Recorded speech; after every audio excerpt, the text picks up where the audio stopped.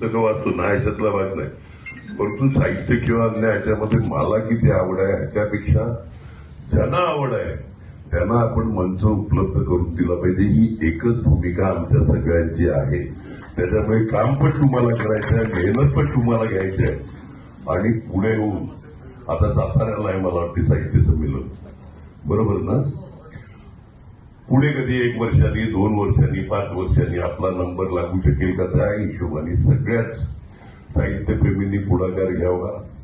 आम्ही सगळे आहेत तेवढं तिकडे या प्रसंगी सांगतो. आपल्या इकडचे प्रवीण डवणे आपल्या डहाणूचेच आहे तिकडे, म्हणजे जरी ते आज प्रमुख पाहुणे म्हणून आले असले तरी ते आपल्या इकडचेच आहेत. आणखीन अतिशय ऍक्टिव्ह पद्धतीने सगळ्या त्याच्यामध्ये काम करणारे आहेत. बाकी सगळे आहेत आपल्या इकडचे, पल्लवी असेल, संसारे असतील किंवा अन्य मान्यवर.